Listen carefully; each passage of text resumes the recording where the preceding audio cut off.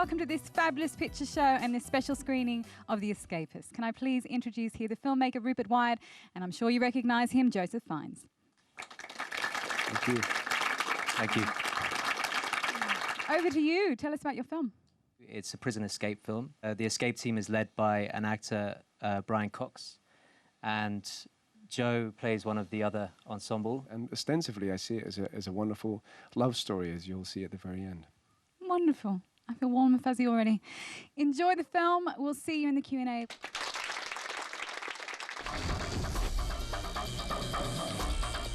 The Escapist kicks off with the breakout. 5 hardened criminals are writing their own get-out-of-jail card, with a plan masterminded by long-term inmate Frank Perry. Frank, what's going on? Played by Brian Cox. My first letter in 14 years. Telling me our little girl's a junkie. He recruits the brains of his long-time confidant. I want her, Brody. And the muscle of Joseph Fiennes' reclusive prison boxer, Lenny. How much do you need? 3 days. But there's a complication. Resident psycho Tony is threatening to rat them out unless there's a trade. Got something for me, have you, Frank? Critics are hailing first-time feature director Rupert Wyatt for reviving the prison escape genre. And on a low-budget 25-day shoot, Can you get the raft and the life jackets ready to go by tonight?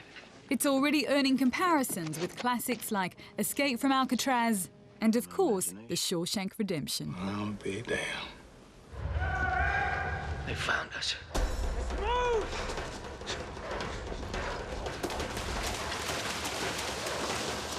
Joseph, you said that this is a love story as well, and I'm very interested to hear how you thought it was a love story.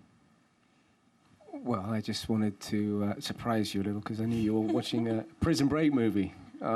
What's underlying is that this escape is to do with a man wanting to make contact with his daughter, and I thought that's just a beautiful sort of underlying premise for a movie which ostensibly takes place 99% in this brutal male-dominated world. Next time I see you, you'll be a bishop. It was your first feature film, and you needed a really strong cast just to get the money. How did you manage to get Joseph Fiennes? The Yellow Pages, wasn't it? Exactly. Under F. I was really persuaded by Rupert's just extraordinary detail in the script and the way that he explained that detail in his vision. There wasn't a lot on that script in terms of dialogue, was there, when you finally got to read it?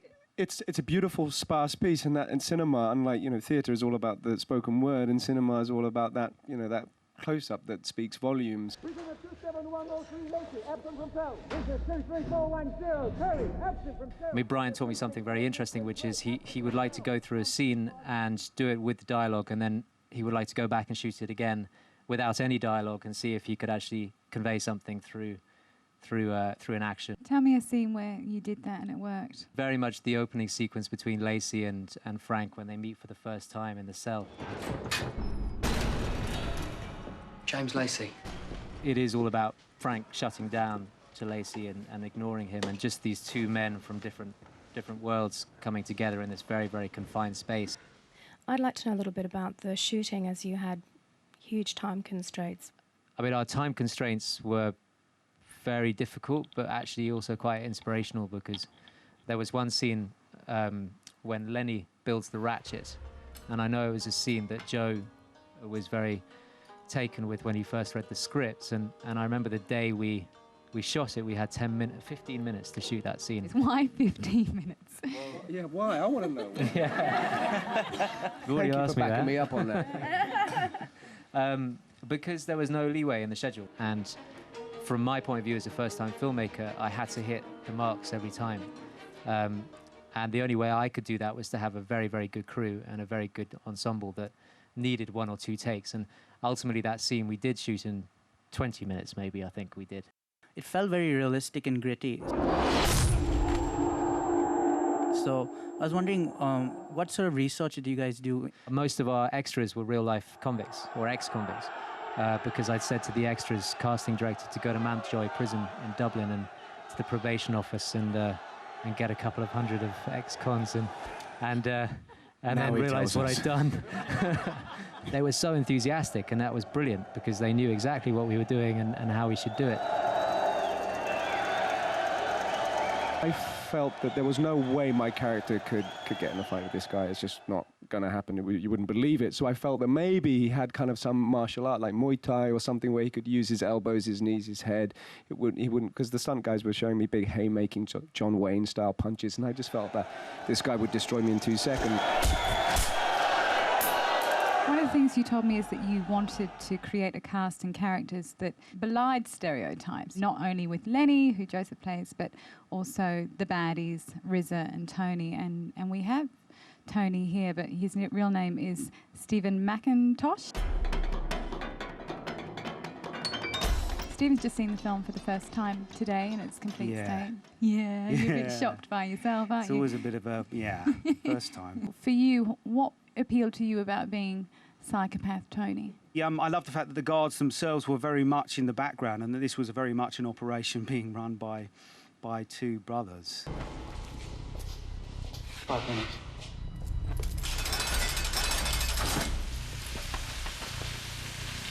Tony has been given this huge amount of status within the prison, which enables him to commit all these awful kind of atrocities on people. I thought the pace of the film was incredible, and you just don't get much, you don't get let off the whole way through. Really, our intention was not to tell a traditional story of 5 men planning an escape, then the build in terms of raising the stakes, how are they going to escape, and then the escape itself. The dryer. Locks? Older than me. Yeah. What about the cap on the vent? You don't worry about that. I'll sort my end. It was all about complementing the escape with the narrative going on in the prison, and so it was a film of chapters rather than a kind of downhill piano.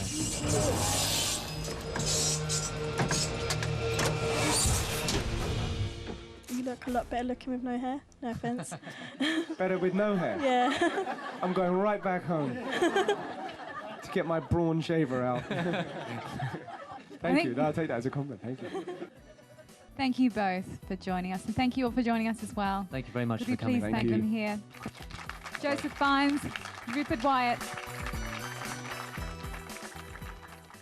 You got one thing going for you, Frank. You're too old to die young. From the confinement of a dank prison to a world of boundless fantasy. And when you need an out-of-this-world creature for that fantasy, well, this is the guy you call. He's the most famous computer-generated character in film history, but there's more to Gollum than just computer-generated wizardry. Thieves! They're filthy little thieves! There's also an actor named Andy Serkis. I got a call, it was in 1999, from my agent who rang up and said, Andy, they're doing this little film based on Lord of the Rings down in New Zealand. It's they're looking for an actor to come in and do about 3-week stint doing a voice for an animated character. And I just remember, I think the first thing I said back to my agent was, there's a dozen good parts in that film. You know, can you not get me up for what's the voice for an animated character? You know, can you get me up for a proper role? You know. A quick reread of the books, and Serkis realised Gollum was a plum part. But first, he had to find his voice. What is it eats? Is it toasty?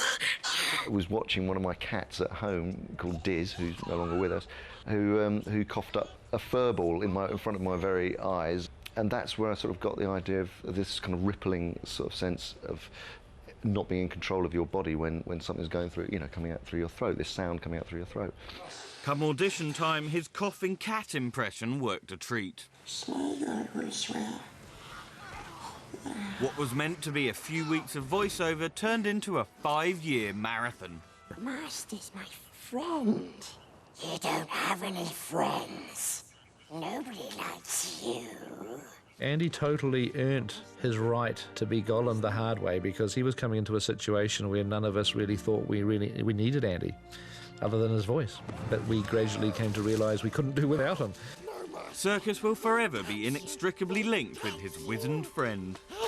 No, don't take it to him. He wants the precious. Always, he's looking for it.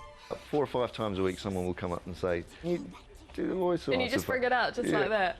Yeah. Come on, Andy. Oh, come on. You've got to be joking. Not listening. Not listening. Gollum took a huge mental and physical toll on Serkis, but almost immediately after, he signed up for more Peter Jackson punishment, this time as a giant ape.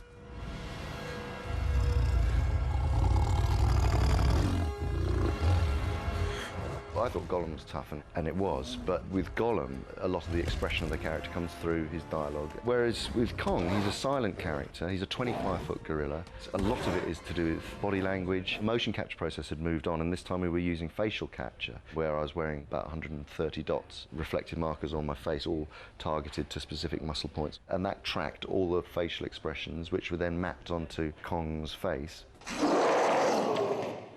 Thanks to Gollum and Kong, Serkis has become the motion capture go-to guy. Stop playing with her and kill the wretched girl! Recently, he's been developing a video game, Heavenly Sword, for the Sony PlayStation 3. What is your purpose, Nariko? Well, whatever it is, it's over. I've logged a few hours on the motion capture stage, and I'm passionate about it, and I love it, and I see it as definitely as a genre of acting that is only going to, increase. Post-Kong, Serkis returned to flesh and blood acting. He was nominated for a Golden Globe for his role in Longford. You're not yet dismissed! Listen to the tape, that's my advice, if you want to know what she's really like. He also lent his menacing presence to a London crime lord in Sugar House. How much money you been making? Hood's blood us. I know you've been making money, because you was over at Crystal's last night. And most recently starred in the spoof horror flick The Cottage. The children have found a young man tied up in the barn. He had no face. Serkis is preparing to head back to his home away from home, Peter Jackson's motion capture studio in New Zealand. He's playing one of the leads in a big screen adaptation of the Belgian comic Tintin. It's being co-directed and co-produced by Peter Jackson and Steven Spielberg, and can't say too much about who I'm playing yet. I've been sworn to secrecy. But it's a great character, and I'm really excited about it. All this mumbo jumbo and jiggery pokery is no dream of mine. Well, that's it for this fabulous picture show. Thank you for bringing your brilliant film, both of you. Thank you very much for having us. Yeah. I love how you said that in unison. That was very beautiful. I've been rehearsing this for a while. So you're going to head home and shave then? Well, all good things must come to an end, but it's still kind of spring, cold spring here, so I'm not going to go back to the Lenny look just yet. At least you know your heart throbs still, huh? So I hear. Without the hair. Well, I hope you enjoyed the show and hope to see you next time as well. Bye.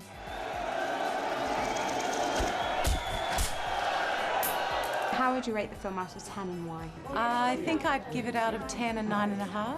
I was quite surprised it was a first-time director. 9 3/4 even. It was that close to being perfect. The ensemble was amazing, really amazing. I mean, I love all the actors. You sort of knew what was happening, but you didn't, if you get what I mean.